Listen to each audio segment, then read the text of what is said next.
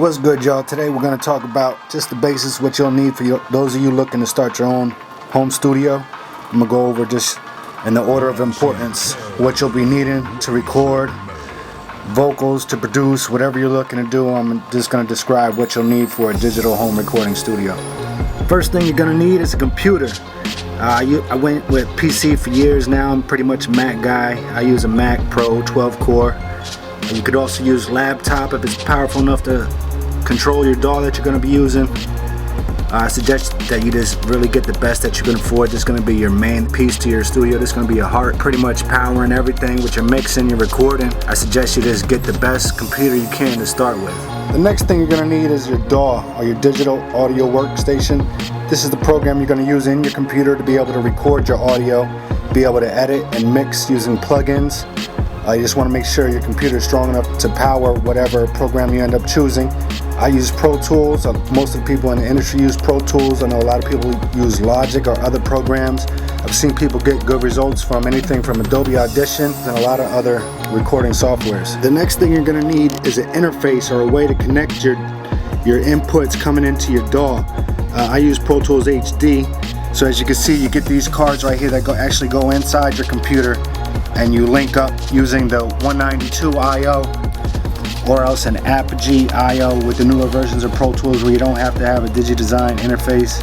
But I use the 192 and the Apogee 16X. In the back of our Apogee 16X, we've installed the expansion card, which allows us to hook up to the cards that we've installed inside of our computer.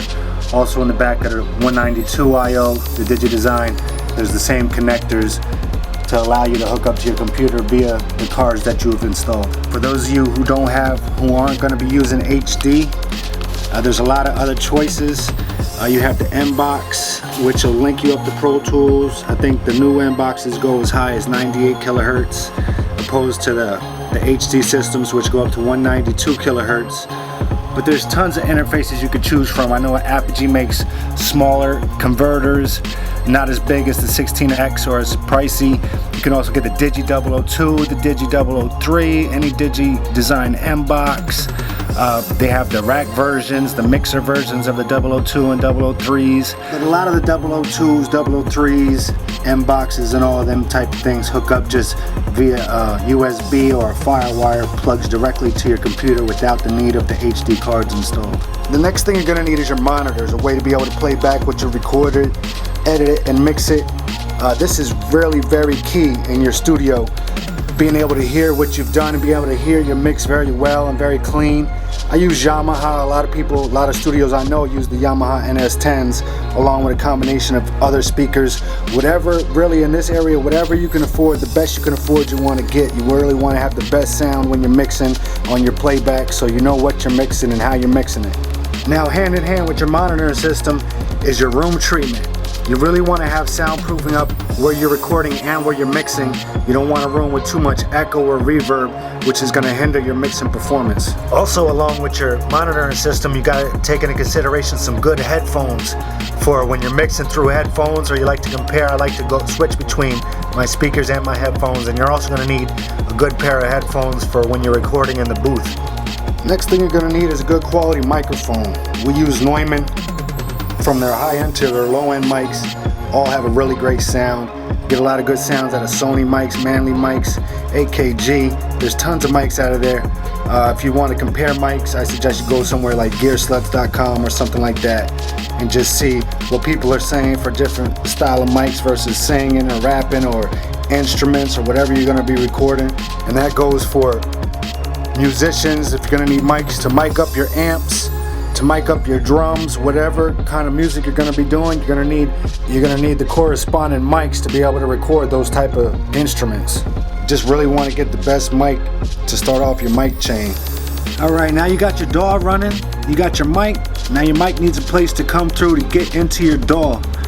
A lot of the 002s and those type of things have built-in mic pre's. I suggest getting an outboard mic pre. The most popular one I know of is the Avalon 737, which you see here. This also has a built-in compressor. This is going to run into your interface, be it your 002 or your HD 192 or your Apogee, whatever you're using. Your mic will plug into here, and then we'll run out of from here, going into your interface and then into your computer.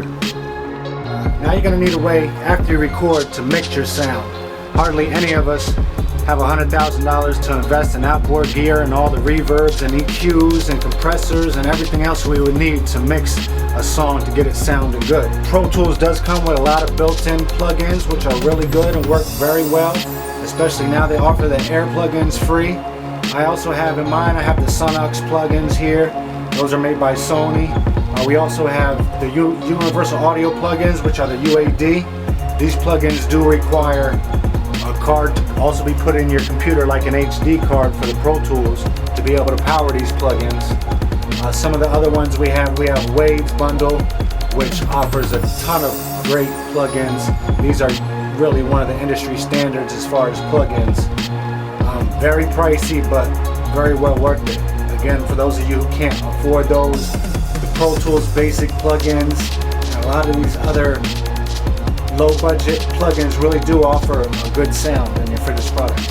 For those of you who will be making beats using your different DAWs, your different beat making DAWs like Reason, Fruity Loops, FL Studio, Pro Tools, whatever you use, you're going to need a way to be able to play that music. You're probably going to want yourself a MIDI keyboard to be able to link up and play your synths and your keyboards. I use the Axiom 49 Pro and also the Axiom 25. For those of you who like real keyboards and hook them up to your system, you know, there's tons of them. A lot of them hook up as MIDI, so you can use them as the sounds that are built into them, or you can plug them up MIDI to your computer and use all the sounds that are built into your computer. Something else that might interest the producers is a beat machine. I recommend the machine. The machine really does everything every beat machine I've ever seen does. Either the machine or the Machine Micro, both great drum pads / beat machines. Now that's your basic rundown of what you're going to need for your home studio. Basically just your computer, your DAW, your converter or your interface, your monitors, your mic pre and compressor, your plugins, and of course for your producers, your keyboards and MIDI machines, MIDI controllers. By this time you're probably going to be addicted. You're going to want more plugins and more preamps and more mics and more everything, but this is your basic setup just to get you started, up and running, and get your tracks recorded.